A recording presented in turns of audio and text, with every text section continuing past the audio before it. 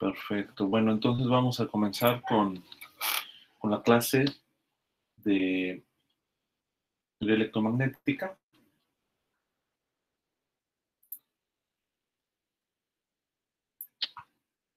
En lo que llega Rubén.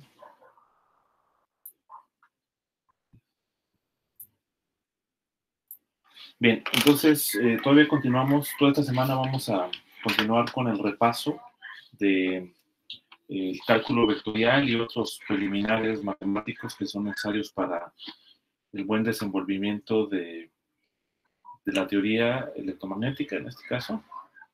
Entonces, la vez pasada nos habíamos quedado en probar, digamos, identidades importantes como son derivadas sobre funciones con características especiales como son funciones que solamente dependen del radio vector y funciones que dependen de la norma, ¿no? Entonces, en particular, ayer estudiamos, resolvimos, de hecho, la ecuación 1.58, que está enmarcada en rojo. Demostramos esta identidad, que básicamente el gradiente de la norma del radiovector está apuntando en la dirección unitaria del mismo, ¿no? También probamos lo que está en el cuadro azul. Y estas pruebas que realizamos se hicieron utilizando esto que le llamo yo la tecnología de la delta de Kronecker y el Levi-Civita, ¿no? El tensor Levi-Civita. Entonces, de esa manera pueden probar todas las demás. Yo les recomiendo que, aunque no estén en la tarea, una buena práctica es hacer todos estos ejercicios para que se familiaricen muy bien con la tecnología Levi-Civita. Bien, otras funciones que van a aparecer de manera muy natural cuando veamos ya las expresiones matemáticas de las leyes de la teoría electromagnética son funciones que dependen de dos puntos, ¿no? Típicamente por propiedades que vamos a ver en la teoría física, aparecen en esta combinación R menos R', debido a que hay una simetría de traslación, ¿okay? En la teoría, y entonces normalmente aparecen estas combinaciones R menos R', ¿no? Por sencillez es conveniente denotar R menos R' como R mayúscula, y pues esto simplemente es la resta de dos vectores en el espacio, que en coordenadas cartesianas se expresa como estoy mostrando aquí, ¿no? Digamos, me refiero a esta parte. Bien, entonces con esta definición, podemos demostrar pues todas estas identidades, ¿no? Que muestro aquí en verde, solamente aprovechándose nuevamente de la tecnología de la delta de Kronecker Levi-Civita, se pueden probar algunas de estas entidades. Entonces, déjenme probar alguna de ellas y las otras nuevamente se les recomienda que queden como de tarea no entregable, pero sí recomendable para que se familiaricen muy bien con estas técnicas, ¿no? Entonces, por ejemplo, lo más sencillo, vamos a decir esta identidad, una identidad G que depende de R, ¿no? Entonces, por probar que esto de acá es exactamente R unitario, cruz G' con respecto a la norma. ¿Okay? Bien, entonces aquí G pues es un vector. Pues nuevamente lo que se hace es tomar un índice, la componente y-ésima del rotacional de G, y bueno, sabemos que esto de acá, como lo vimos ayer, es epsilon y jk de G, derivada parcial, en la componente j-ésima de la derivada parcial por la componente y-ésima de la derivada parcial. Bien, entonces aquí, como solamente depende de R, de esta combinación, pues entonces, ¿sí? ¿No sería ahí ¿Perdón? GK? Sí, tienes razón. Gracias por la observación. aquí nada más sería K, ¿no? Bien, y pues esto es simplemente como voy a derivar con respecto a GK, pues lo que voy a tener es utilizando la regla de la cadena, ¿no? GK pues va a ser la derivada con respecto a R, ¿ok? A la norma de R, ¿vale? Por derivada J décima de la norma de R, ¿no? Pero este es justamente el término que demostramos ayer. Podemos ver aquí rápidamente que esta expresión es justamente esta identidad en rojo, ¿ok? Entonces, la identidad en rojo quiere decir que, ¿por qué? Porque al final de cuentas, esta derivada parcial solamente deriva, acuérdense, este R vector, pues es R menos R', ¿ok? Entonces, la derivada parcial solamente actúa sobre este R, ¿vale? Entonces, para esta derivada parcial, este R' es una constante, y por lo tanto, derivada J, R, pues es lo mismo que derivar. Aquí nuevamente podemos utilizar lo de Levi-Civita, si ustedes quieren, para calcular esta cantidad, ¿no? Pero al final de cuentas esto va a resultar exactamente en la componente J del R unitario. ¿Ok? Ese va a ser el asunto.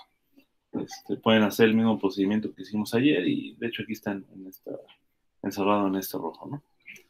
Bien, entonces simplemente esto lo sustituimos de vuelta porque esto lo ponemos aquí y lo sustituimos de vuelta aquí en esta expresión, ¿no? Me lo pongo en verde para que se note la diferencia.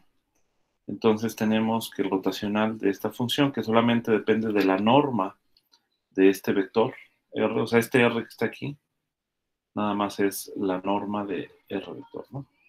Entonces esto de acá pues sería epsilon i jk, R unitario, J, lo voy a poner aquí a este lado porque es para ponerlo en orden. Y luego después, aquí me falta un índice K, ¿no? Porque este G es un campo vectorial. Entonces aquí tengo RJ, tengo primado K, ¿no? Una derivada ordinaria de una dimensión. Entonces aquí ya tengo pues la definición de lo que era el producto cruz, ¿no? Entonces esto de acá es lo mismo que R unitario, cruz G, vector prima de R, la componente décima, ¿no? Y entonces ya me libero del índice porque es cualquiera de ellos. Y entonces quiere decir que se obtiene esta identidad, que es lo que queríamos probar, ¿no? Ahí está.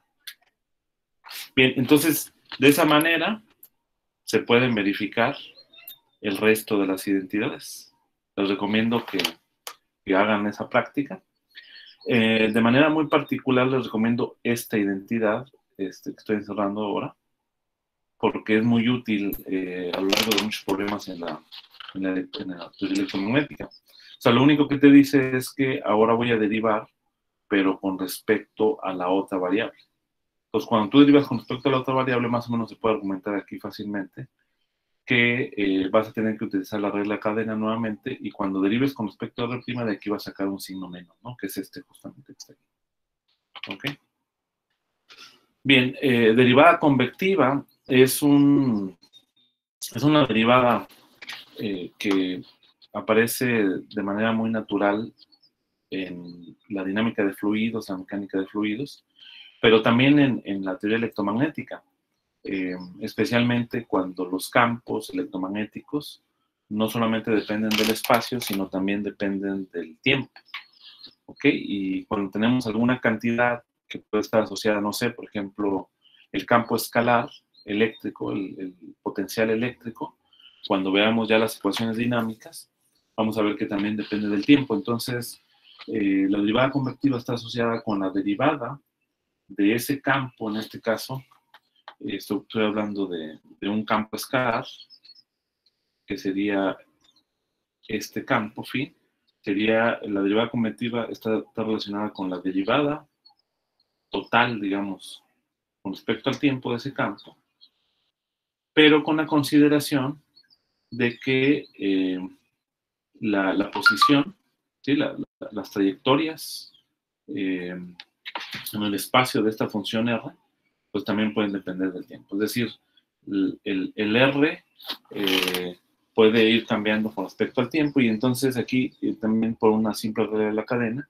voy a tener que la derivada convectiva va a estar asociada con la primera derivada parcial del campo con respecto al tiempo, más la derivada parcial del campo con respecto a X, pero X, derivada ordinaria con respecto al tiempo, ¿no? Igualmente para cada uno de los tres, ¿no? Entonces, este término que voy a encerrar en verde,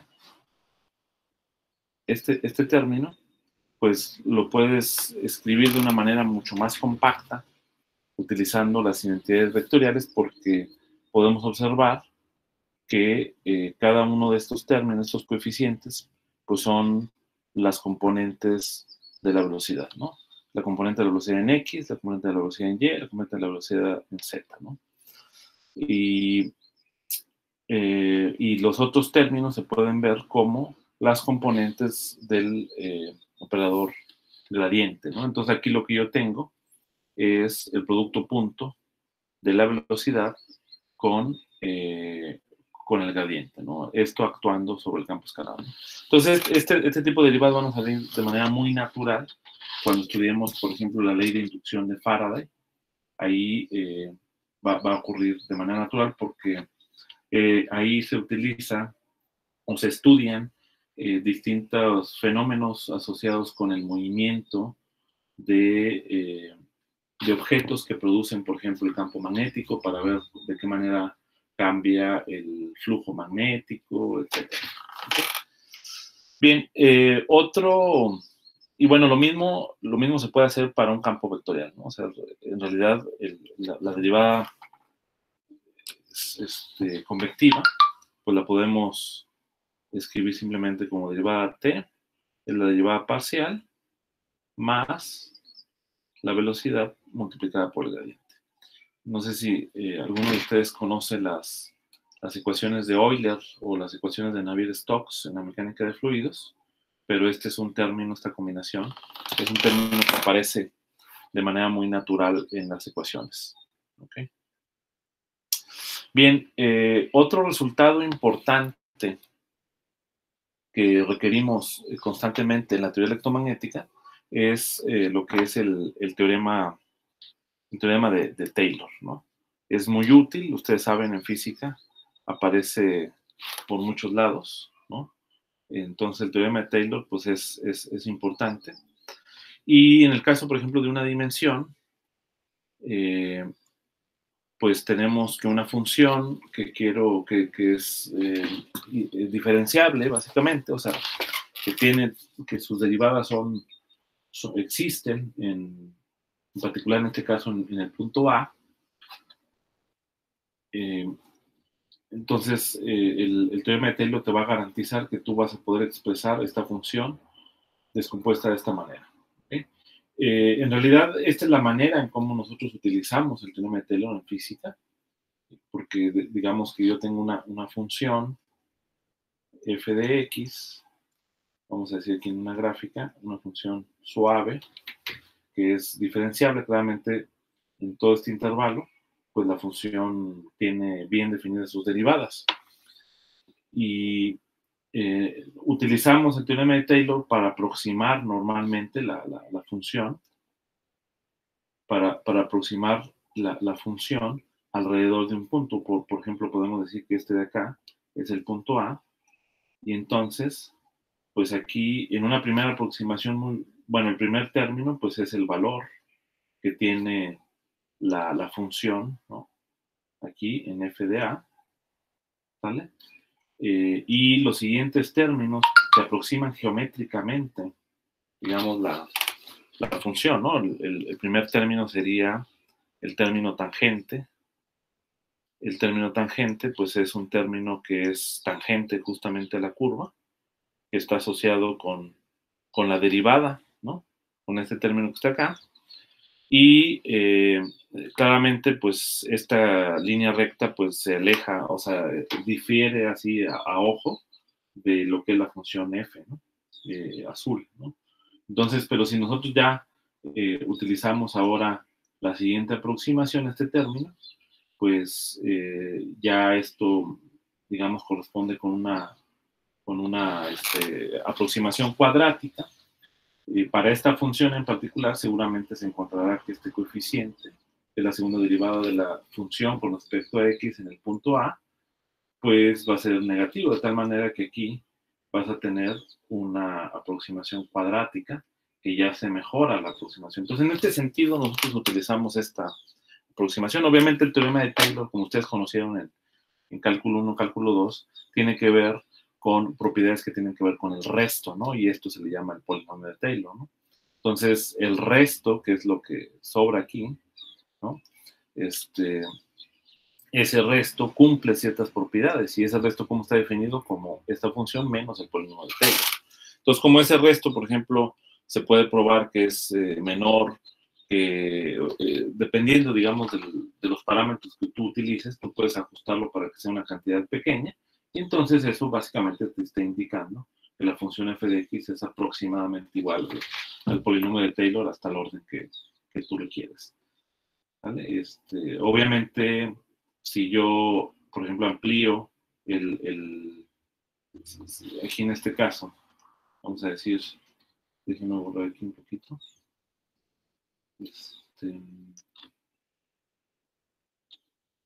Si yo amplío, si yo me concentro en una vecindad alrededor de A, pues yo prácticamente puedo decir que es una buena aproximación. Aquí en este caso el resto va a ser muy pequeño, digamos, ¿no?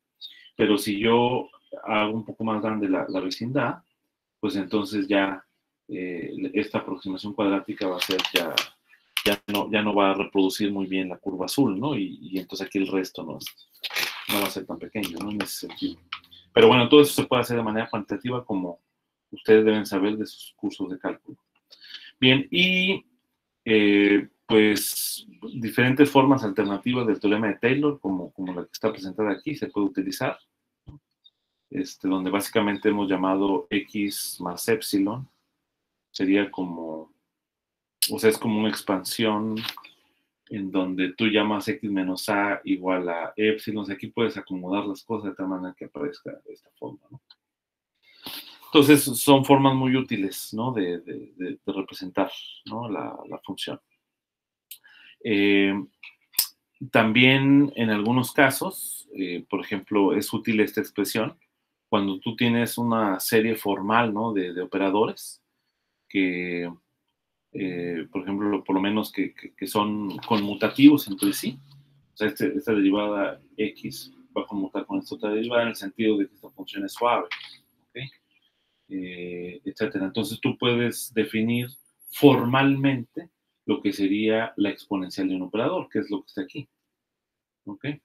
Está derivado de un operador. ¿Y en qué sentido está definido este exponencial de un operador? Pues exactamente en este sentido de Taylor. Y lo mismo puedes hacer para más dimensiones. Por ejemplo, acá tenemos esta expresión, ¿no? Bien. No sé si hay alguna pregunta hasta acá de derivación para pasar a integral.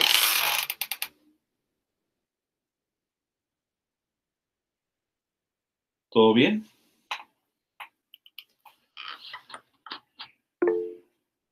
Todo bien, perfecto. Bien, entonces vamos a pasar a integrales. Bien, aquí en integrales, pues también claramente las integrales son muy útiles en la teoría electromagnética y bueno, en toda la física, ¿no? En este caso, vamos a recordar primero lo que es el jacobiano. Recordemos que el jacobiano está relacionado con una transformación de coordenadas, digamos, en el espacio. Vamos a suponer que yo tengo aquí X y Y, serían las coordenadas en un espacio n-dimensional, ¿no? Rn. Vamos a decir que yo tengo mi Rn y que está caracterizado por los vectores X. Y entonces yo hago una transformación a el espacio que tiene coordenadas, perdón, que tiene coordenadas en Y, ¿no? Entonces, estas transformaciones normalmente, pues, se refieren a, o sea, al final de cuentas tú obtienes otra vez otro pedazo, digamos, del RN, ¿no? Pero bueno, puede ser que, eh, digamos, la manera en cómo tú vas a calcular el volumen, digamos, si yo agarro aquí y tomo un pedazo del espacio, aquí ese sería el volumen, y vamos a decir que es un volumen infinitesimal, entonces en este caso voy a tener de nx, ¿okay? Y acá tengo otro volumen que ante la transformación, digamos que yo tomo los puntos que están dentro de este volumen, cuando yo haga la transformación, este volumen ya no necesariamente va a tener la misma forma en el caso de Y, ¿no? Puede transformarse. Pues aquí yo voy a tener un volumen en Y. Ahora, la transformación puede ser de diversas formas, ¿no? Puede ser que esto lo alargue, ¿no? O lo contraiga, lo haga más chico. Pues al final de cuentas es como un cambio, es un cambio de variable, ¿no? Entonces, lo que nos dice, básicamente, de hecho es un teorema, ¿no? En el cálculo de varias variables, es que estos dos volúmenes están relacionados entre sí a través del determinante de la matriz jacobiana. Si ustedes se fijan, este es el resultado de haber hecho una transformación de coordenadas de x a y, ¿no? O sea, digamos, yo aquí el x al final lo expreso en función de y, ¿no? O sea, es decir, cada componente de x, o sea, en este sentido, esto lo que quiere decir es que cada componente de x depende de y, es decir, que x1 depende de las componentes de y, sea y1, y2, etcétera, hasta yn, y lo mismo pasa para cada componente, ¿no? x2, y1, y2, etcétera, yn. Obviamente pides algunas propiedades como el hecho de que esto puedas invertirlo.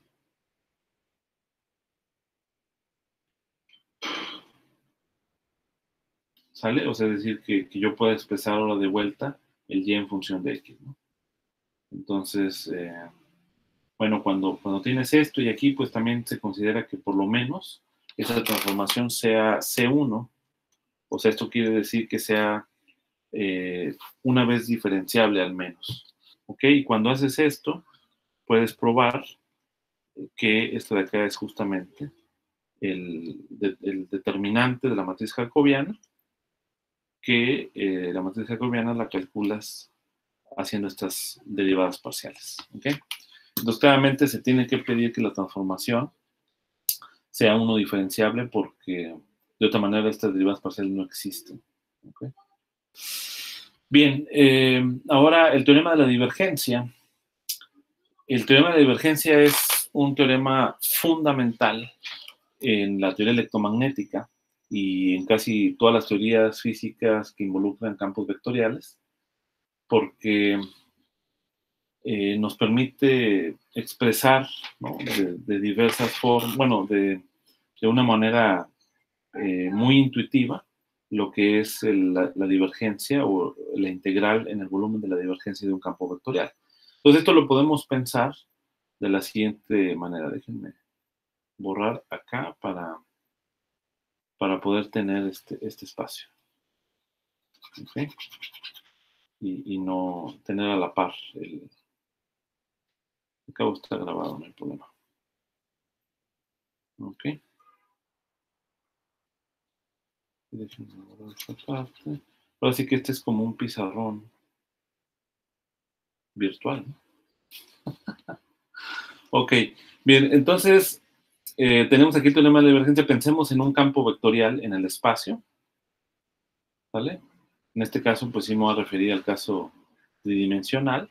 Aquí tenemos Z, X, Y. Y entonces un campo vectorial, pues son, al final de cuentas, en cada punto del espacio hay como vectorcitos, ¿vale? Ese sería como un campo vectorial. Pueden pensar en el flujo de del agua, el flujo de velocidad del agua, ese es un campo vectorial. Pero bueno, en teoría electromagnética, pues los campos vectoriales por excelencia son el campo eléctrico y el campo magnético, ¿no? Ahora, si yo tomo un volumen, ¿sale? Que encierro este campo vectorial. Si ustedes se fijan, si yo sigo el campo, si el campo sigue desarrollándose, eventualmente sale de este volumen, ¿ok? Vamos a decir que da la vuelta por acá, ¿no? Entonces, este de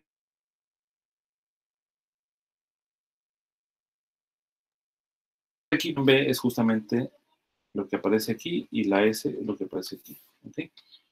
Entonces, lo que me dice básicamente este teorema es que cuando yo integro el campo vectorial a lo largo de la superficie, este vector que aparece aquí como vector superficie se refiere, este vector superficie se refiere al elemento de área. Aquí, digamos, pues este es como una esfera, ¿no? Digamos. Vamos a decir, aquí tengo un elemento. Entonces, este de acá, pues esta área es un elemento de área, ¿ok?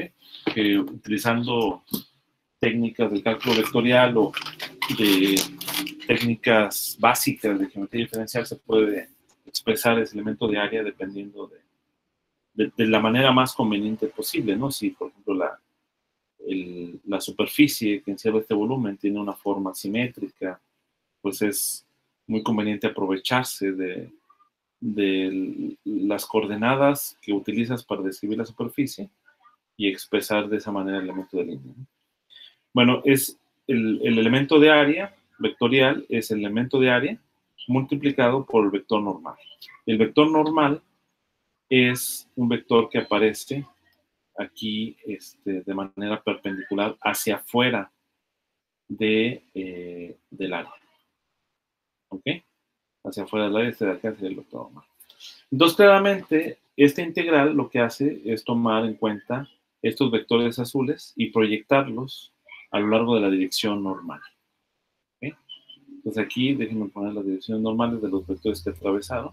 Por ejemplo, esta es la dirección normal en este punto, este de acá está en este punto, este ya casi es igual, aquí vamos a decir que es igual, este está en esta dirección, etcétera, ¿no?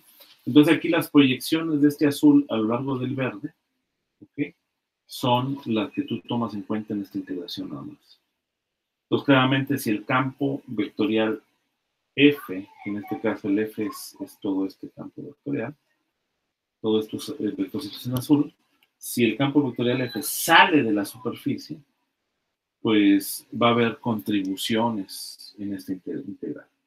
Claro que puede ser de tal manera que puede ser que se cancele por otro, cuando ya integres sobre toda la superficie, ¿no? Pero eso ya son detalles particulares. El caso es de que aquí hay contribuciones de esto, ¿no?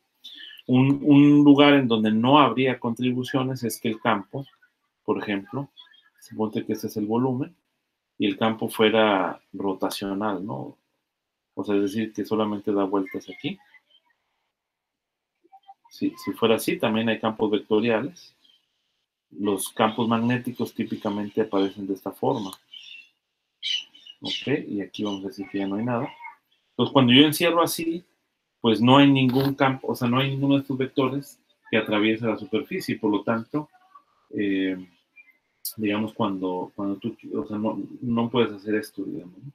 Y por lo tanto aquí el resultado podría ser cero. ¿Okay? Bueno, más bien va a ser cero, ¿no? Bien, bueno, lo que nos dice justamente el teorema de divergencia es de que la integral de los campos a lo largo de la superficie, proyectados en la dirección normal, es exactamente igual a calcular la integral, pero ahora en el volumen, ¿ok? No del campo, sino de la divergencia del campo, ¿ok? Ese es el gran resultado del teorema de la divergencia, y entonces, pues es un resultado muy importante, porque al final de cuentas es lo que nos va a permitir expresar en la forma integral la ley de Gauss, ¿no? Y de hecho también este teorema se le llama el teorema de Gauss. De hecho, él lo descubrió. ¿Ok? Y va a ser importante. Bien, unas formas particulares en las que puede estar el teorema de Gauss son estas integrales. ¿Okay? Vamos a hacer una de ellas, si gustan. También estas integrales se obtienen a través del teorema de Gauss, utilizando la tecnología de Levi-Civita de manera muy sencilla. ¿Okay? Entonces, miren, vamos a... aquí mismo voy a borrar. Bueno, no voy a borrar. Déjenme... Mejor me voy hasta acá. Profesor, Sí. ¿Alguna duda? una pregunta.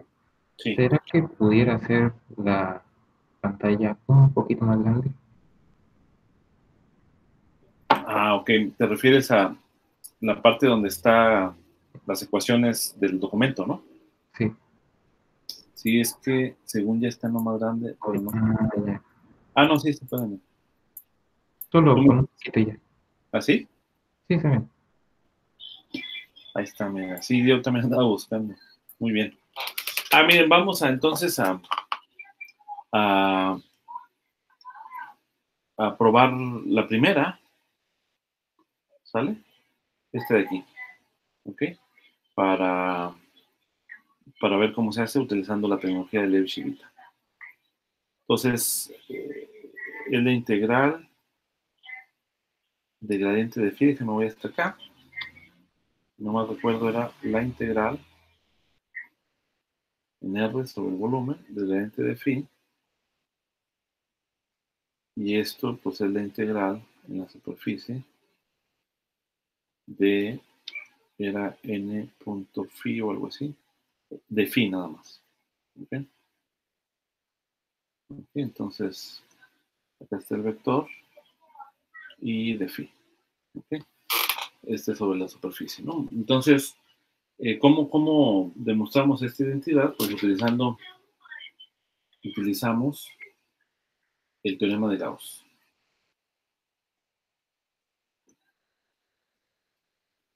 ¿Ok? Pues el teorema de Gauss, ¿qué nos dice? Que la integral del volumen de la divergencia de un campo vectorial es igual a la integral cerrada. De hecho, aquí, estrictamente, en algunos textos también le denotan esto como cerrado, ¿no? Porque en realidad es una integral cerrada, ¿ok? O sea, es sobre toda la superficie de S de S punto F. ¿Ok? Entonces, una manera de probar esta identidad es utilizando F, expresando F como C vector y el campo escalar. ¿Ok? Donde este C vector sería un vector constante. ¿Ok? Es un vector constante. Entonces, pues, ¿quién sería el gradiente de C vector phi? Pues utilizamos la tecnología de Levi-Civita para calcular esta cantidad, aunque pues ya casi lo pueden anticipar, ¿no? Que esto de acá va a ser C punto gradiente de phi. Pero vamos a hacer la tecnología de Levi-Civita. Aquí, déjame borrar. Voy a poner aquí prueba. Pues esto de acá simplemente es partiendo de que C phi, este vector, es igual a la derivada yésima del vector, la componente yésima del vector C por phi. Pero CI es una constante, sale a través de la derivada, entonces tengo derivada yésima de phi. Y entonces, por lo tanto, lo que voy a tener aquí es C vector punto gradiente de phi. ¿Ok? Que es lo que tenía aquí. ¿Okay? Entonces, esto de acá lo sustituyo en donde está la divergencia, porque este de acá es el F, ¿no? Entonces, aquí tengo divergencia de F, ¿no? Entonces, aplicando Gauss, ¿no? Aplicando Gauss, voy a tener que la integral sobre el volumen de la integral en R de la divergencia de F, que es igual a esto que está acá, C punto gradiente de phi por Gauss, pues ya sé que este de acá es de ese vector punto F, pero F es C vector por phi. Ahora, este C sale de ambas integrales, ¿sale? Y yo puedo expresar esto como la integral en el volumen de D3R, gradiente de phi, menos, pasando esto de este lado, la integral de S vector por phi. ¿Ok? Y este tiene que ser igual a 0. Y entonces, como el C vector es arbitrario, pues la única posibilidad es que esto de acá tenga que ser igual a 0. ¿Por qué? Porque no hay un solo vector, que sería en este caso esto que está encerrado en rojo, que sea perpendicular a C, ¿no? O sea, como esto puede ser, esto es general, pues entonces por eso, como este C arbitrario, a lo que voy, quizá hay un vector para esto que voy a encerrar en verde, que sea perpendicular, y entonces eso implique que no necesariamente esté cero. ¿Sí? Quizá hay uno, pero aquí me está diciendo que C es arbitrario, entonces no pueden ser que todos sean perpendiculares. ¿Sí? Por lo tanto, la única posibilidad de que esto se iguale a cero es que lo que esté en verde sea igual a cero. Entonces, de esa manera pruebas esa identidad y pues de esta manera puedes demostrar también la otra identidad, ¿no? Solamente utilizando una expresión distinta para el campo vectorial F, ¿no? En este caso sería el producto cruz con C, ¿no? Entonces ahí también es recomendable que ustedes hagan esas identidades. Unas identidades muy particulares, que tampoco las voy a demostrar porque es exactamente el mismo truco, es ahora cuando yo elijo, cuando hago la elección de que el campo vectorial F es igual al producto de un campo escalar phi, que escribo aquí, y el gradiente de otro campo escalar psi, en este caso, ¿no? Entonces, igualmente, nada más es cuestión de jugar con el teorema de Gauss, sustituir esto aquí y calcular la divergencia de esto que está acá, ¿no? Entonces, la divergencia de este producto de phi escalar con el gradiente de otro escalar, pues lo pueden calcular también utilizando la Levi-Civit, etcétera, y al final de cuentas el resultado es lo que está aquí en verde. ¿Okay? Esto mismo, pues es lo que simplemente sustituyes aquí. Y esto se constituye lo que se llama la primera identidad de Green, que es muy, muy importante, especialmente cuando se utiliza lo que es llamado el método de Green para la solución de problemas electrostáticos o otros problemas, ¿no? Hay una segunda identidad de Green que es básicamente intercambiar este phi con psi y sumar las dos identidades correspondientes del tipo 1,79 y eso, restarlas para eliminar este término que es simétrico ante ese intercambio y entonces se obtiene esta segunda identidad de Green, que también es útil. Y bueno, hay otras identidades que se pueden obtener eligiendo otras selecciones de F, por ejemplo, esta forma vectorial, que es como una forma análoga al caso de esta representación. Y, bueno, aquí aprovechándose las identidades vectoriales, es posible obtener como el análogo a la primera identidad de Green, pero vectorial, ¿no? Que sería esto que está en verde, ¿no? Que encierro ahorita en este momento en verde. Igualmente, cuando un análogo a la segunda identidad de Green se obtiene intercambiando el papel de P y Q y restando, ¿no? Y así se obtiene esta otra expresión. Muy bien, entonces yo les recomiendo que hagan esa talacha, que creo que no viene en las tareas, pero yo creo que les puede ayudar un montón a familiarizarse bien con el uso de lo de Levi-Civit y de obtener estas identidades vectoriales. Otro teorema muy importante es lo que se llama el teorema de Stokes, que es lo que está encerrado aquí en verde.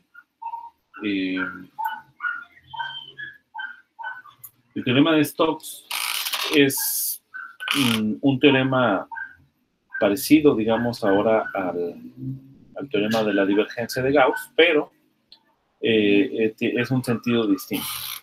Digamos que el teorema de Gauss nos ayuda a estudiar campos vectoriales, o sea, digamos, está como más diseñado para campos vectoriales que son irrotacionales, ¿no? Por ejemplo. No necesariamente tiene que ser irrotacional, pero se usa en campos irrotacionales, ¿no? Comúnmente, como el campo eléctrico en el régimen estáticos, en el campo electrostático, que es un campo irrotacional, porque el rotacional del campo eléctrico es igual a cero, ¿no? Que es una de las leyes de la electrostática. Aquí menciono las leyes del campo electromagnético, pero se va a ver, digamos, específicamente en su momento. Bien, entonces, y en cambio, en el caso del teorema de Stokes se utiliza para campos que sí tienen rotacional, como el campo magnético, ¿no? Entonces, es muy útil ahí. Bien. El campo eléctrico también se puede tener rotacional, especialmente cuando tenemos campos magnéticos. La ley de inducción de Faraday justamente nos dice eso, ¿no? El rotacional del campo eléctrico es igual al negativo del campo, de la variación del campo magnético con respecto al tiempo, ¿no? Entonces, esa es la ley de inducción de Faraday y ahí es otro ejemplo donde se puede utilizar esta ley de Stokes, ¿no? Entonces, en el caso campo dinámico, ¿no? Bien, entonces la ley de Stokes, también haciendo en forma diagramática ahora, lo que nos relaciona es lo siguiente. Digamos, aquí vamos a poner un diagrama. También en el espacio tenemos otro campo vectorial. Tenemos aquí nuestro espacio. Y por aquí, digamos, ya no voy a escribir todos los vectorcitos, pero voy a escribir como curvas, ¿no? Y aquí tengo, ¿no? En cada punto aquí tengo mis vectorcitos. Y esto representa el campo vectorial, ¿no? Entonces, déjeme dibujar primero, perdón, antes del campo, estaba pensando. Primero voy a dibujar la superficie y la curva. Okay. Entonces aquí, en este caso, tenemos una superficie. En este caso, no necesariamente tiene que ser cerrada. ¿Ok? En este caso, esta es la superficie. ¿Ok? Y por eso les decía que era conveniente como la integral cerrada, aunque sí lo usan, ¿no? En el de Gauss. No pone cerrado. Pero aquí sí debería utilizar, o sea, aquí yo creo que es una falla del libro. Debería utilizar que es una integral cerrada, porque sí es integral cerrada en el teorema de divergencia, así como en el teorema de Stokes aquí es claramente una integral cerrada. Pero esta integral de superficie en el teorema de Stokes, en la ecuación 1.83, no es cerrada, ¿vale? O sea, no necesariamente cerrada, simplemente es esta superficie. O sea, una superficie cerrada es como la superficie de una esfera. ¿Okay? Bien, entonces, ahora en este caso, imaginemos que tenemos un campo vectorial F que puede ser rotacional, ¿no? Que está encerrado aquí. Este es el campo F, por eso decía que había que escribir primero. Déjame dibujar como una curva. ¿Ok? Y acá tengo mi campo F. Aquí adentro está un campo F que va alrededor de la superficie, ¿no? Entonces, en particular, el campo F puede estar en la línea, a lo largo de la línea.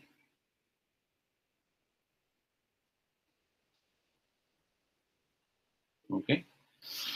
Entonces, este sería el campo F. Lo que nos dice es, del lado derecho de la integral, es que la integral cerrada de línea del campo F, la integral cerrada de línea, sería sobre esta curva C, déjenme llamarle S a la superficie, y la curva C lo voy a llamar C, ¿no? Que es el contorno de la superficie. Entonces, la integral cerrada del campo vectorial, la integral de línea a lo largo de la curva C, pues es dl vector punto f vector. Y el dl, pues es el elemento de línea de la curva. ¿Okay? Entonces, lo que nos dice es que la integral de línea de este campo vectorial a lo largo de esta curva es exactamente igual a la integral de superficie de otro campo vectorial que se obtiene a través de este f como el rotacional de ese campo vectorial. Típicamente lo que va a ocurrir, así una imagen intuitiva de lo que ocurre con este rotacional de f, es que el rotacional de f justamente atraviesa la superficie. ¿Okay?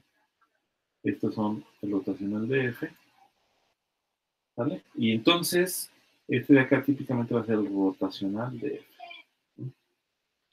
Ahora, el uso que se hace de la ley de Stokes lo vamos a ver claramente en la ley de Ampère, ¿vale? Entonces esto de acá, dijimos, es igual a la integral sobre la superficie, la integral de la superficie punto el rotacional de f. Obviamente aquí también toma en cuenta solamente la proyección del rotacional de f a lo largo de la dirección normal de la superficie, ¿no? Aquí, a lo largo de esta dirección normal. Entonces, el uso que se hace de esta ley de Stokes es típicamente en la ley de Ampère, ¿ok?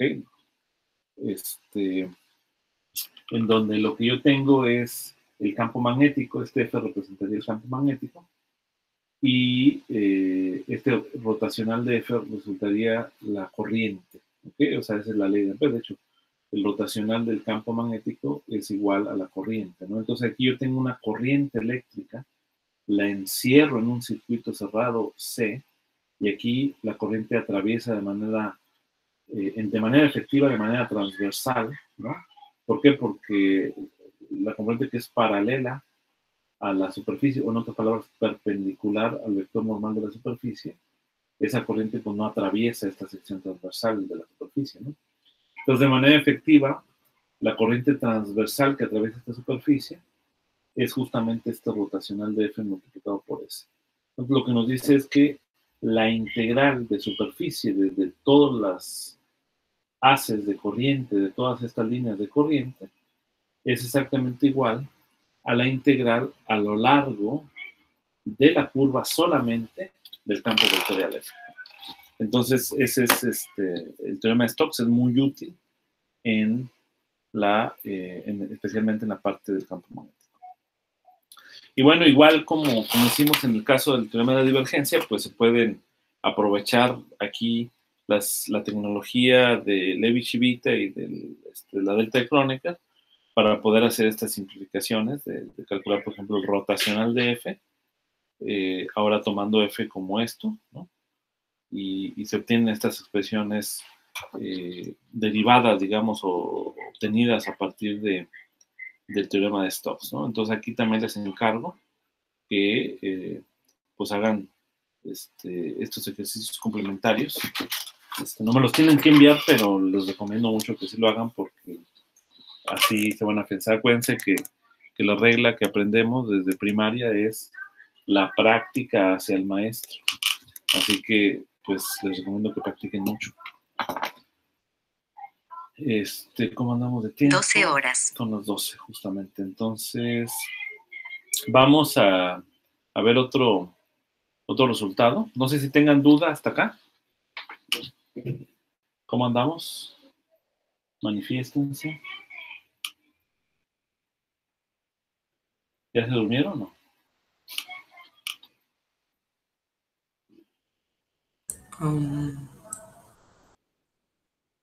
¿Todo bien? Perfecto. Bueno, entonces vamos a... ¿Sí? Adelante. El teorema de la divergencia, Ajá. entonces, solo con ver sobre qué es la integral, se puede decir que pasa de un volumen a una superficie. Exactamente. O sea, ajá. Sí. Digamos que se simplifica, o el chiste es hacerlo más fácil la integral del volumen con una superficie. Sí, exactamente, esa es una de las aplicaciones que va a tener, que en algunos casos es mucho más sencillo, digamos, calcular la integral de volumen de alguna cantidad, pues va a ser complicado, ¿no? Entonces el teorema de Gauss te garantiza que solamente es suficiente con que integres otra cantidad que está relacionada con la divergencia, al calcular la divergencia, sobre la superficie, ¿no? Entonces es eso, ¿no? De manera muy especial, en la ley de Gauss, ¿no? Cuando veamos la ley de Gauss de electrostática, algunos problemas simétricos van a poderse resolver mucho más fácil que lo que podrías hacer con la ley de Coulomb o con otras representaciones del campo eléctrico, ¿no? Y ¿Alguna otra también, duda? por último, y que el teorema de Stokes sería de superficie a elementos de línea. Sí, exactamente. Sí, es en cierta forma como análogo al teorema de Gauss, pero el teorema de Stokes ahora es una curva que encierra una superficie, ¿no? En el teorema de Gauss es una superficie que encierra un volumen, ¿no? Entonces es en ese sentido. Ok. ¿Alguna otra observación, pregunta?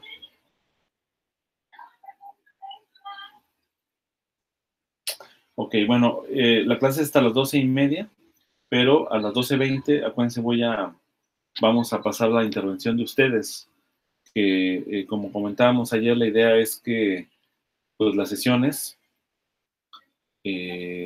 dado que hacemos este esfuerzo de, de hacer sesiones virtuales, pues ustedes están desde sus casas, ¿no? Pagando internet, etcétera. Pues entonces que se aproveche al máximo, en el sentido de que una de las cosas en las que se puede aprovechar es que ustedes tengan una participación más activa, ¿no?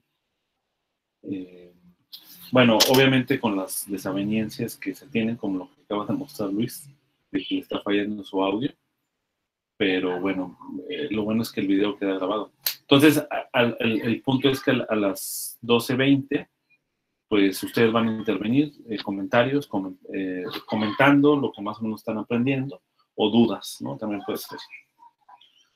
Bien, entonces déjenme continuar con lo siguiente para ir avanzando. En el caso de la derivada temporal de un flujo de integral, es una identidad que también es muy útil. En este caso se le llama una regla de Leibniz.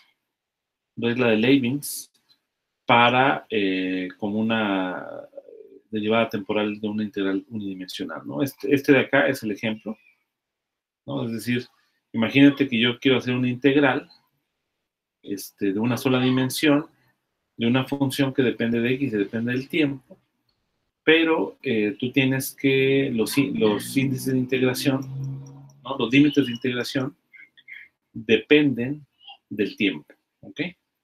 Entonces, en este caso, pues la derivada de esta integral resulta en esta fórmula, ¿no?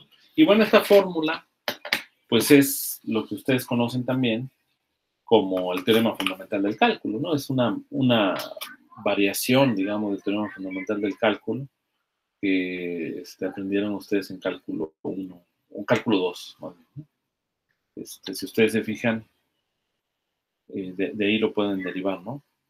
Entonces, lo que nos dice la fórmula básicamente es que la derivada con respecto al tiempo de la integral, pues va a ser el campo evaluado en x2 por la derivada de x con respecto al tiempo, menos el campo evaluado en x1 por la derivada de x1 con respecto al tiempo, más la integral de la derivada parcial con respecto al tiempo.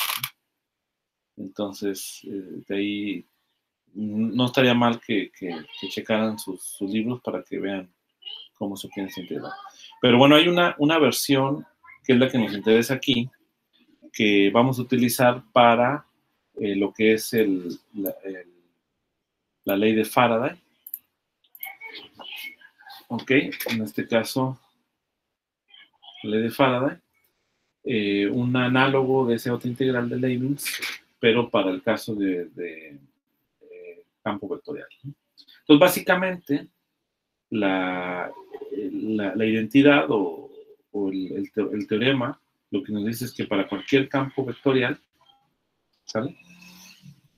Y para cualquier campo vectorial y que se está integrando a lo largo de una superficie, o sea, digamos que en este caso lo que yo tengo es nuevamente una superficie que no necesariamente es abierta, ¿no? Es una superficie S, ¿no?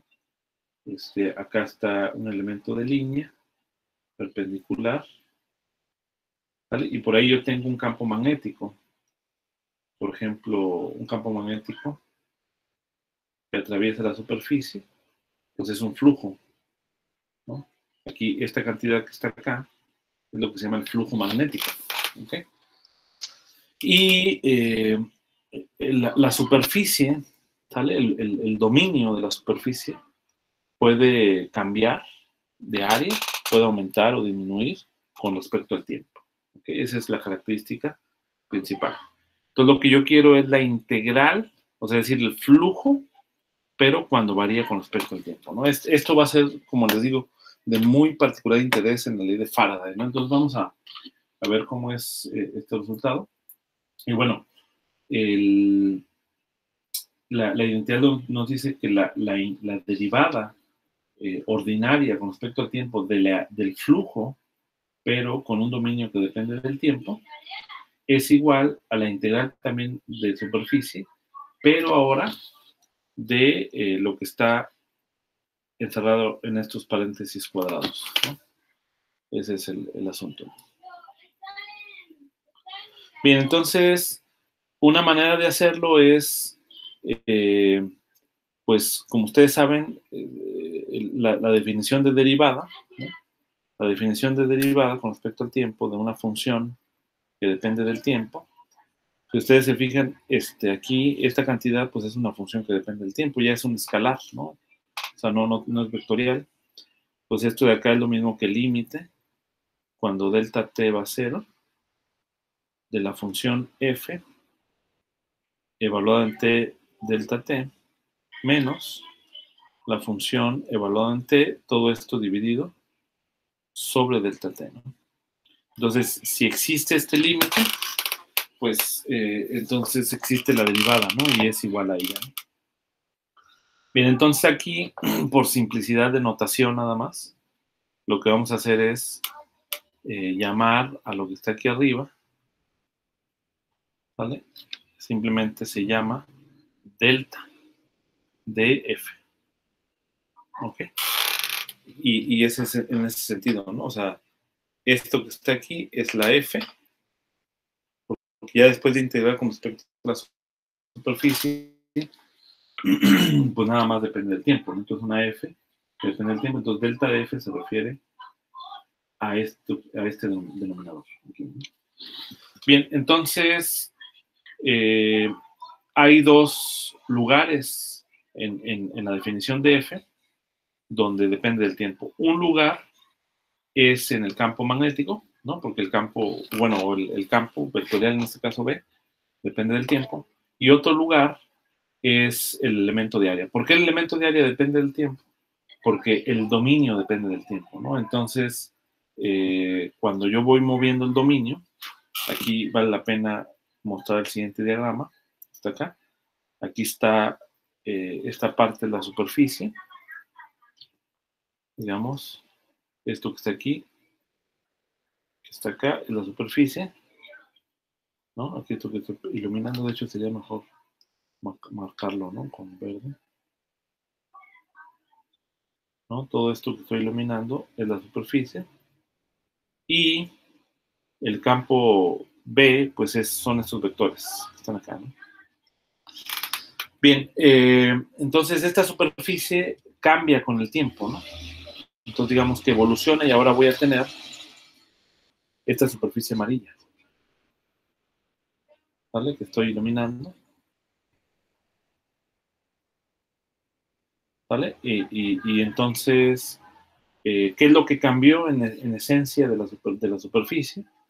Bueno, puede cambiar el área, en efecto, que eso está asociado con el dominio de integración, pero también muy fundamentalmente lo que está cambiando es la dirección del vector normal. Acuérdense que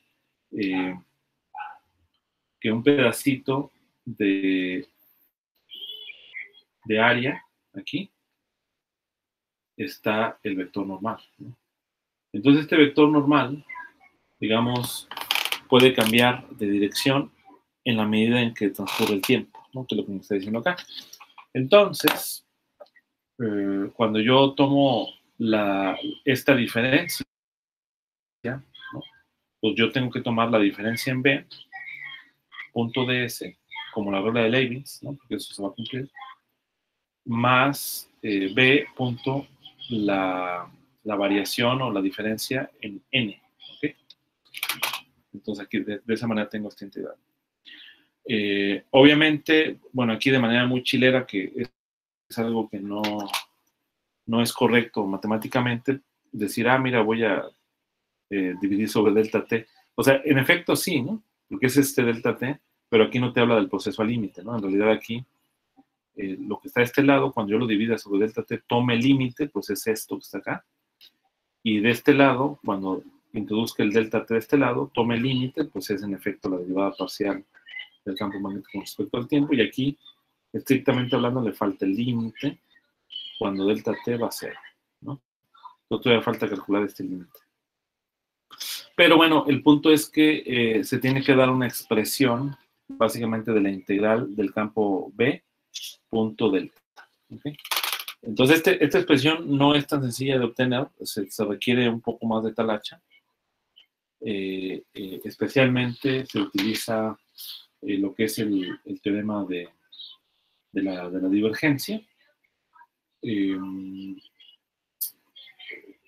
Básicamente lo que se hace es agarrar el teorema de divergencia sobre el campo vectorial B y elegir el volumen como el volumen que está encerrado por estas dos superficies, es decir, la superficie S de T original, la superficie que evolucionó hasta S de T más delta T, y también la superficie tipo cinta que encierra a los dos, ¿no? De hecho, la superficie tipo cinta la voy a iluminar ahora, es de color azul. Es esta superficie que está encerrando, digamos, como una cinta, ¿no? Alrededor de las orillas de las otras dos superficies, ¿ok? Es decir, alrededor aquí de la superficie, ¿no? Como si fuera un cilindro deformado. Entonces, el volumen de ahora de esta superficie, fíjense, aquí ya la superficie, en efecto, ¿vale? La superficie es cerrada, ¿ok? ¿Vale? Como en el caso de la esfera, de hecho, topológicamente equivalente a la esfera. Entonces es cerrada, ¿no? La superficie, que es lo que requiere el teorema de Gauss. Y esta superficie cerrada encierra un volumen. Este volumen es ese volumen. Entonces, según el teorema de Gauss, lo que tenemos es que el teorema de Gauss va a ser la integral de la superficie, que está compuesta de estas tres superficies, ¿sale? Del campo magnético a lo largo de la dirección normal. Entonces, separamos en tres regiones. La primera región es la superficie que está aquí arriba, en donde el vector normal apunta hacia afuera, ¿ok? Y entonces aquí hagamos la proyección del campo B a lo largo de la dirección normal. La otra superficie, S de T, el vector normal apunta hacia adentro del volumen. Entonces por eso necesitamos agregar este signo menos. ¿Por qué? Porque el vector normal en el teorema de Gauss apunta hacia afuera de la superficie, ¿no? Un punto importante, ¿no? Pues es decir, el vector normal realmente de la superficie es un vector que va a apuntar exactamente igual que este, pero en la antípoda. ¿Okay? Entonces, bueno, aquí lo dibujé muy grande, ¿no? Pero sería exactamente este rojito que voy a apuntar aquí, ¿sale? Que es justamente la antípoda de este vector n. Este de acá es la dirección normal de un elemento de superficie, de esta superficie de aquí abajo, ¿no? Ese es el que iría en el teorema de Gauss. Pero como estoy utilizando pues simplemente al utilizar necesito agregar aquí este símbolo. Y bueno, ahora necesitamos integrar sobre como cinta que está alrededor que pega, ¿no?, a estas dos superficies, pero esta cinta es infinitesimal, ¿no? O sea, está dado, básicamente, este ancho de aquí, básicamente está dado por B delta T. Este de acá, B delta T, este B vector, es básicamente un desplazamiento, ¿no? Este de aquí es un desplazamiento. O acá también lo voy a escribir, ¿sale? Este B vector delta T no es otra cosa más que como un desplazamiento X hacia arriba de la superficie, ¿no? Entonces tengo delta X vector por el elemento de línea de la curva. Y ya sabemos por una identidad que delta L vector, que está aquí, producto cruz este vector, nos da un elemento de área, ¿no? Es una de las identidades básicas en donde se utiliza el producto cruz, ¿no?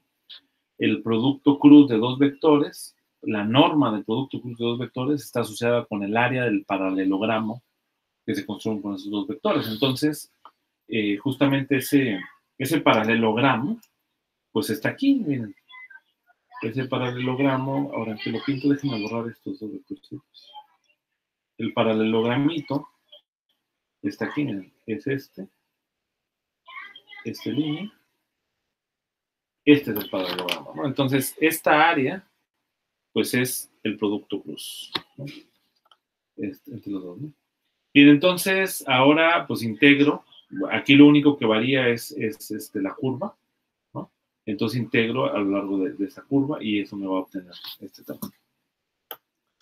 Bien, ahora, pues lo que yo voy a tener es que multiplico. Si ustedes se fijan, estos dos términos no son otra cosa más que la misma integral, pero con el dominio variado en el tiempo, ¿no? Entonces, esta cantidad que está acá es justamente lo que requiero, ¿no? Bueno, de hecho, hay un punto antes, ¿no?, que necesitamos considerar, y es el volumen, ¿no? ¿Por qué? Porque aquí aparece el volumen, ¿no? Ese volumen, ¿quién es? Ese elemento de volumen, que es el elemento de volumen de esta superficie que encierra, lo puedo expresar como el vector normal de la superficie, ¿sale? Por ejemplo, de esta superficie, producto punto, el desplazamiento delta X, ¿no? Área por superficie, ¿no? Me da volumen. Entonces, este está aquí. Ahora, quiere decir que esta integral es exactamente la misma. Ustedes se fijan, déjenme borrar acá un poco. Esta integral en azul, que voy a encerrar en azul, es exactamente la misma. Este lo voy a poner de este lado, para que quede un poco más claro.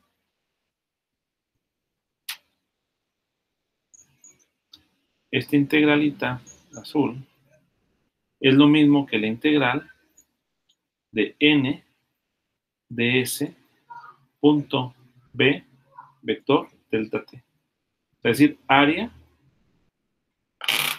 por longitud, ¿no? Ese es el volumen. Y esto por la divergencia de B. ¿Vale? Que es lo que está aquí. Delta t sale de la integral. Y aquí,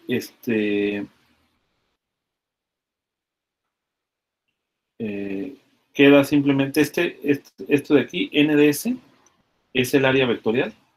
Tú vas a tener el área vectorial, punto B, bueno, no me equivoqué ya, sería punto B, B vector, multiplicado por la divergencia de B.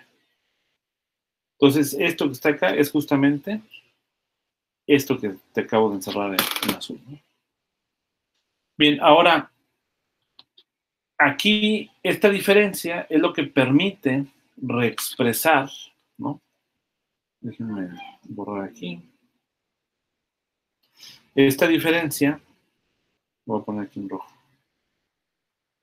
Es lo que permite, o sea, el único cambio es en el dominio de integración. Como el único cambio es en el dominio de integración, entonces lo que estoy cambiando es esta medida. Por eso, esto que está acá, esta resta de estos dos términos, es justamente este primer término. Y de acá, pues utilizo una de las identidades vectoriales que ya sabemos que tiene el triple producto vectorial, pues es decir, una de estas identidades de rotacional, ¿no? O sea, este delta L, digamos, o sea, B punto DL vector, cruz B vector delta T, es lo mismo que paso esto para acá ahora, y este B lo paso para acá, punto B vector delta T, cruz B vector. Ahora, como delta T es un escalar, pues esto sale delta T DL vector punto B vector cruz B, ¿no? Y entonces este delta T ya la saco. Pero es lo que necesitaba, ¿no? Que esta cantidad, ¿sale? Esta cantidad que está aquí, ¿sale? Fuera expresada en términos proporcionales de delta T. Esta cantidad es lo que me faltaba, entonces la despejo, lo paso esto de este lado, ¿vale? Lo que voy a poner en verde.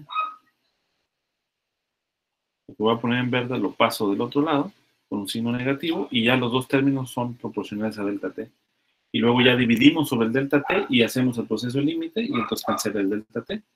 Y esto ya me permite, finalmente, obtener la identidad que corresponde, ¿no? Que es la ecuación 1.87. Ahora, aquí queda como una identidad matemática que pues a lo mejor no tiene mucho sentido, ¿no? Físico todavía, pero lo va a tener, ¿no? Cuando veamos la ley de inducción de Faraday, y nos va a ser muy útil, ¿no? Pero qué bueno que ya lo vimos para que en ese momento nada más recurramos a la identidad y la reinterpretemos ahora ya en términos físicos, ¿no? Bien, hasta aquí le voy a dejar para que pasemos a sus intervenciones, y mañana, el viernes, en la última clase ya terminaremos de ver lo que nos falta. En otras palabras, son funciones generalizadas, y series de Fourier. Bueno, esto quizá no es de mucha utilidad ahorita, pero lo mencionaré. Algunas funciones especiales, ¿no? De la función generalizada, me refiero, ¿no? La función paso, la función delta de Dirac en 1, 2, 3 dimensiones, y luego después el análisis de Fourier que les mencionaba.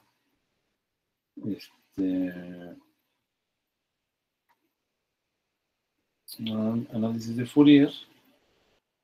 Y finalmente, la última que nos falta son transformaciones ortogonales, ¿no? Que es importante esto porque le da completa, digamos, la imagen de lo que son los vectores, especialmente quiénes son vectores, cómo transforman los vectores ante ciertos movimientos rígidos que puede tener el sistema. Y eso está asociado también con las propiedades de simetría que puede tener el sistema, ¿no? Y ya con esto, bueno, también aquí se define lo que son vectores, lo que es un escalar, lo que es un vector, y lo que son tensores, ¿no? Y esto prácticamente ya es la parte final. Bueno, hay un teorema que sí también tenemos que ver, que es el tema de Helmholtz. Espero terminar mañana. Ojalá que podamos avanzar más rápido. Y ya con esto llegamos al final. No sé si tengan alguna duda, pregunta, comentario. Bueno, vamos a pasar a los comentarios de ustedes, a su intervención. A ver, voy a ir nombrándolos. Abraham. Sí, profesor. ¿Algún comentario sobre lo que estás aprendiendo?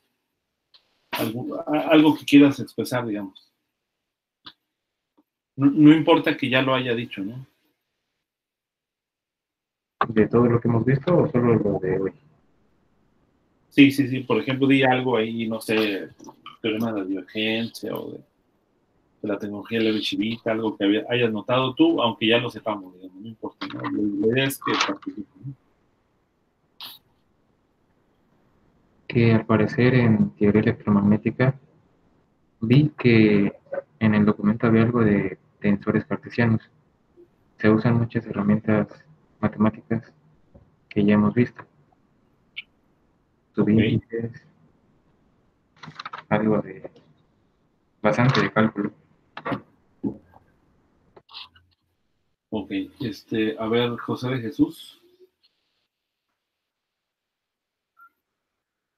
Bueno, Buenas. Este, a mí, ¿puede volver a presentar tantito? la presentación. Sí. Ok.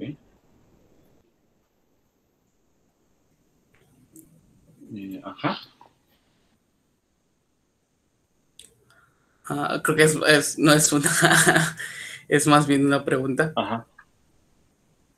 ¿Dónde está haciendo la variación, la delta? Sí. No veo. Mm, Hace la variación también aquí. con el vector normal, ¿no? Sí. Pero no veo, o de la ecuación 1.9, no veo cómo, de 1.90, no veo cómo la variación entra en la normal a la punto 1.91. Ah, ok. Sí, bueno, el punto es que, a ver, déjenme borrar aquí. Sí, o sea, en esencia, vamos a eliminar aquí lo que está encerrado en rojo aquí. ¿Estás de acuerdo que esto se convierte en esto? Está en verde, ¿no? Sí. Eso estamos de acuerdo. Lo que está encerrado en azul se convierte en esto que está encerrado en azul, ¿no? Eso estamos de acuerdo, ¿no? De hecho, también la variación la derivada de ese, también estoy de acuerdo. La que me da dudas es la del vector normal. ¿Esta? La que está en rojo, pero solo la variación con respecto al vector normal. Ah, ok. Sí, lo que pasa es que la razón de esto, de por qué aparece aquí nada más la variación de la superficie, es que esta integral es una integral en la superficie, ¿no? Ajá. Entonces, digamos que aquí lo único que tienes es el cambio de dominio. Ajá. Yo puedo, digamos, una manera quizá de verlo, déjenme agarrar este espaciecito blanco, es lo siguiente. Esta integral, s de t, ¿quién sería, no? De s. Pues acuérdense, esta de acá, estrictamente, es igual a la integral en b, punto, n, evaluado en t más delta t, por el elemento de área, ¿vale? Así, menos n en t más delta t, perdón, aquí me equivoqué. De hecho, nada más tengo que borrar un poquito, borrar pequeño.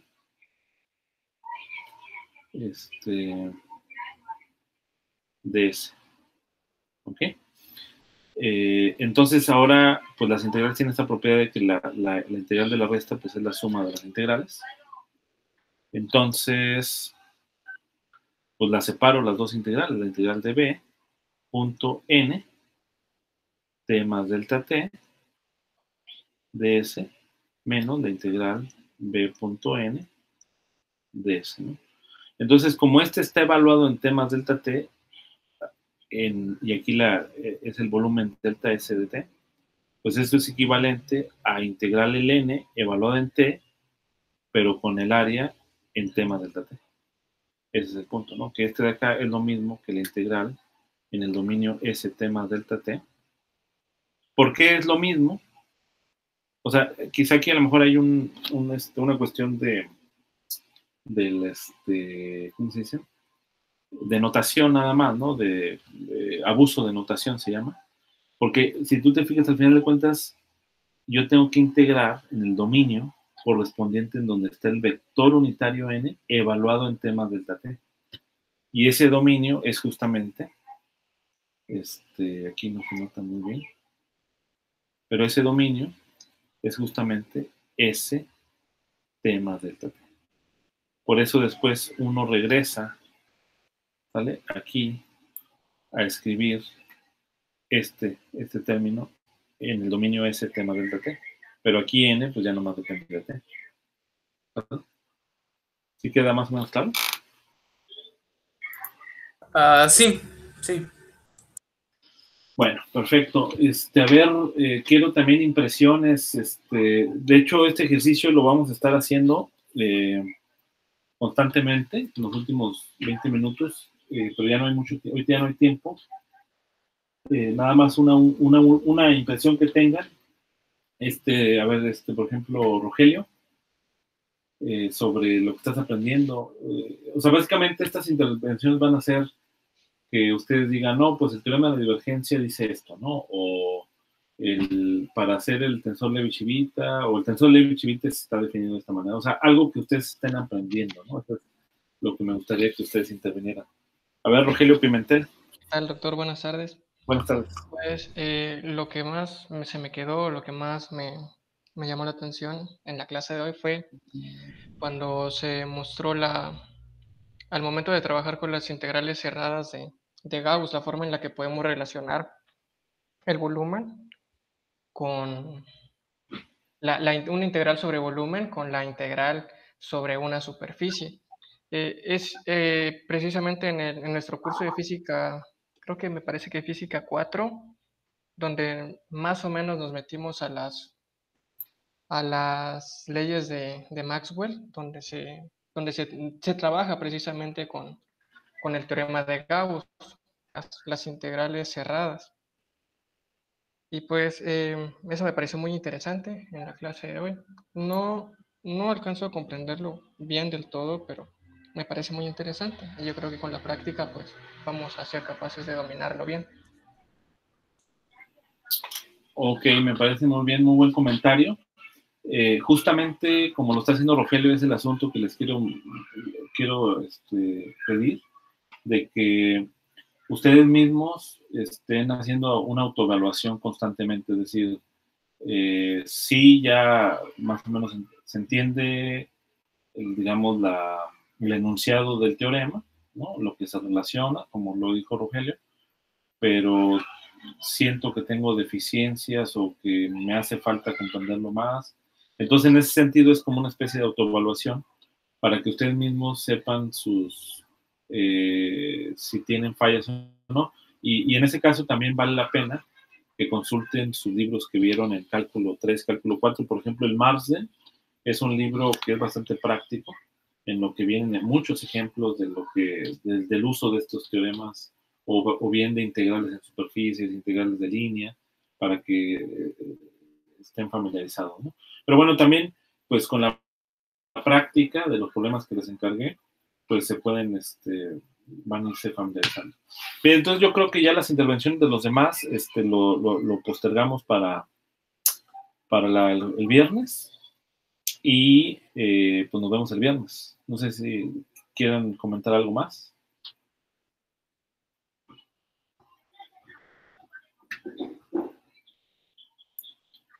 Profesor, Sí. la tarea se la enviaríamos a mano, ¿en qué tipo de forma? Pues miren, si ustedes quieren practicar el uso de látex, yo les recomiendo que utilicen látex para generar su archivo.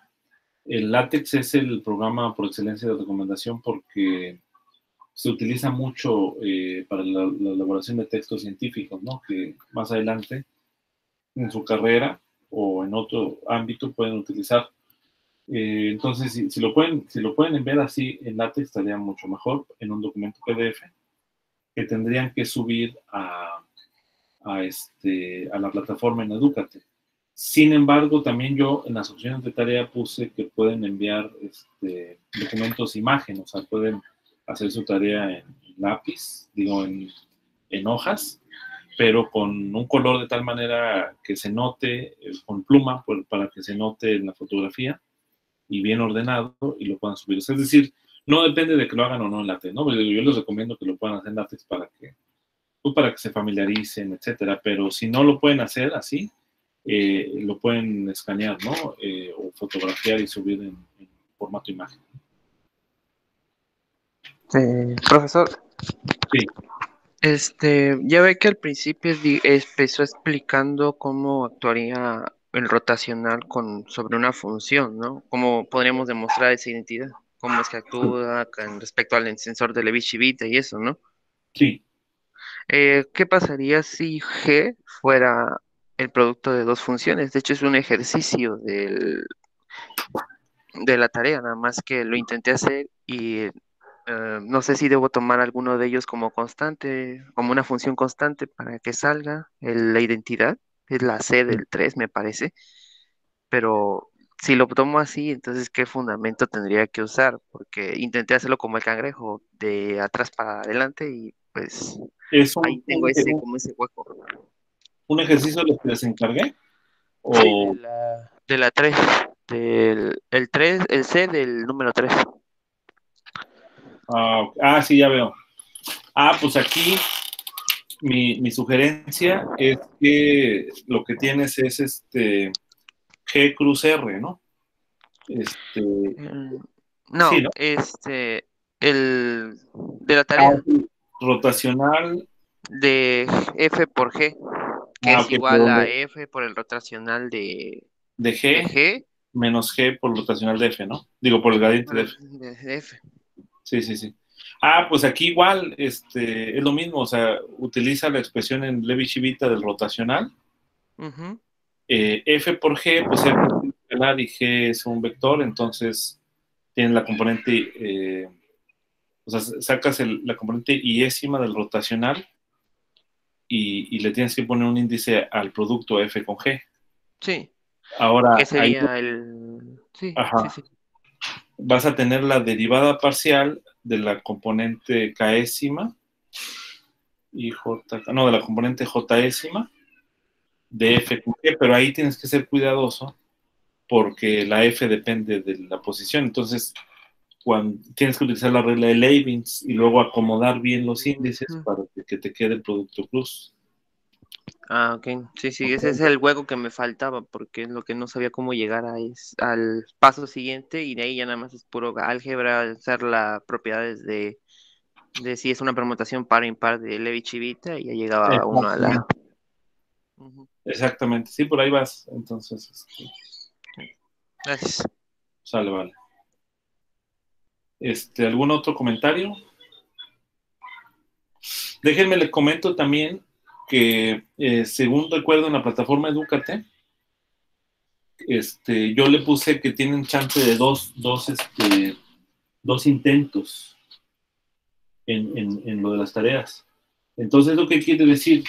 Que ustedes van a subir su tarea, yo se las voy a calificar y ahí les voy a dar recomendaciones para que ustedes hagan un siguiente intento si así lo desean y si les da tiempo también.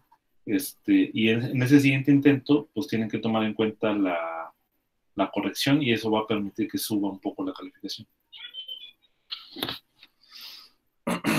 Ok. Bueno, entonces, si no hay otro comentario, pues así le dejamos y nos vemos entonces el viernes.